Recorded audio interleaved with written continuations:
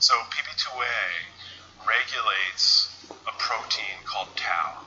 And tau is a microtubule-associated protein. So in a neuron, you have a structural system in the neuron, which are microtubules.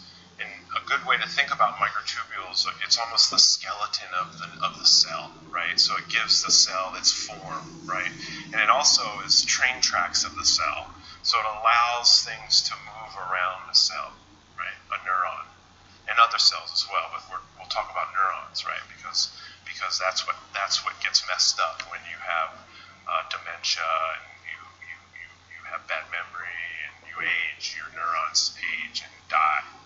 And so microtubules are really the transport system and give the neuron structure. So this tau protein makes up these microtubules. Neurons have these long extensions called axons that sometimes can be up to a yard long or so, of these very, very narrow channels which lead to the connections to other neurons, synapses.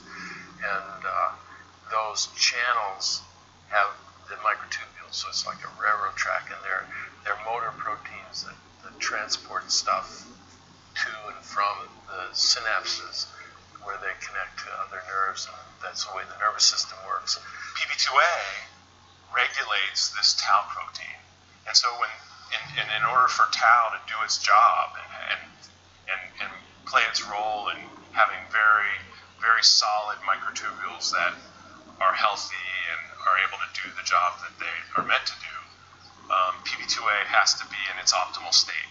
And PP2A's optimal state is what EHT promotes. And so by taking sports, and which is active component of which is EHT, that promotes PP2A to be in its most functional state, which allows it to regulate tau and have very robust microtubule formation. And the microtubules are essential for that axon, for that synapse to happen. And so that's one of the things that'll happen when you get microtubules start to get messed up, is that synapse will disconnect. And that is what makes up your brain, is all these connected synapses. And so when you start to lose memory, that means these synapses are breaking. You're losing those connections. And those connections are what constitutes memory. So you and learning. It's who you are as a person. And so all those connections and the randomness of those connections, and those connections happen, and that's how your brain forms its roadmap of the world and is you. So your perception, your memories, who you are as a person, are the amalgam of all those synapses. The mechanisms that cells use to generate energy, for instance, and use oxygen, respiration, each individual cell basically burns glucose to produce energy. But as one ages, that process gets leaky, and you get reactive oxygen species get produced, and those lead to inflammation. You don't have as much energy, so the repair systems start to fall apart. So there's this general process of aging, right? And that impinges on everything that's going on in the cell, but the way PP2A comes in is it's this global regulator. So as long as you have energy metabolism, you have metabolic synthesis of precursors, you have protein synthesis, you have all the sort of nuts and manufacturing that goes on in cells. But superimposed on that, and about half the genes that are in a cell are regulatory. When Jeff was studying PP2A, he wasn't looking at neurodegenerative diseases in any way, shape, or form.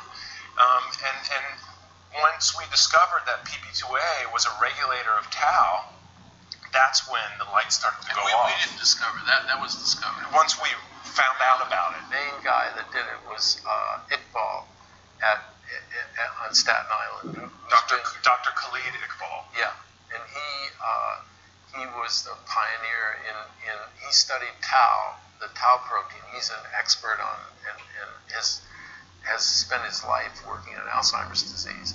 I had come to Alzheimer's disease only very recently. Dr. Iqbal's the founder of the International Alzheimer's Conference.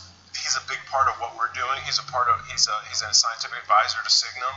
He did a study. We just published a paper with Dr. Iqbal showing EHT's ability to rescue the effects of hyperphosphorylated tau deficit in a rat model for Alzheimer's that he's developed. And so there are two cytological cell things that you can see at autopsy in the brain of a person who has Alzheimer's disease. But also in the brain of a football player that's died from CTE. Not just somebody with Alzheimer's, but when they crack open a football player, let's say they cracked open Junior Seau's brain, they also saw what Jeff's about to describe. Right, so what you see is these inclusions, they're aggregated proteins that are in the neurons that are associated with neurodegeneration. Neurofibrillary tangles. And they're called neurofibrillary tangles. They actually look like little tangles of protein that are not there in a healthy brain.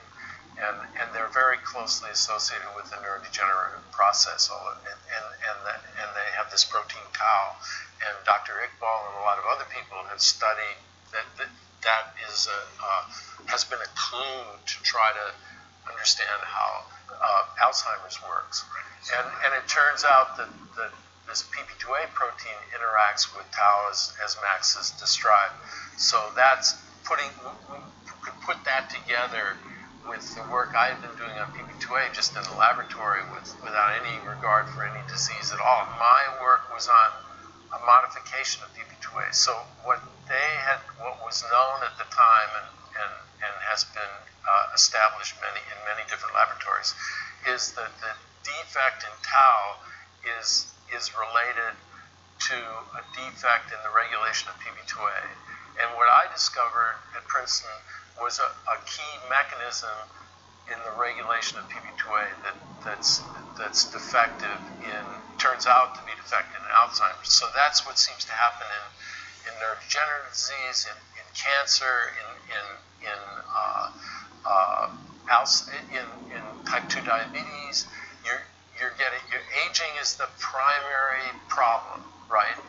Things are falling apart. You're not able to do things as well. But as long as you keep that regulatory network intact, you can keep functioning. You're not functioning as well. You're degrading, but you're still able to keep the whole thing together, and you don't get disease. You keep your connections. You still have your memory, right? But when you start to lose PP2A, which is the big cop in the regulating everything, when that regulation starts to become compromised, then the whole thing falls apart. And then all the regulatory processes which used to be working more or less in an orchestrated way, and it's so complicated what's going on in just one cell. I can't emphasize that more. I don't think people realize how complicated the biochemistry is that regulates things and that performs all these functions. Once that starts to fall apart, then you have cancer, you have neurodegenerative disease, you're toast.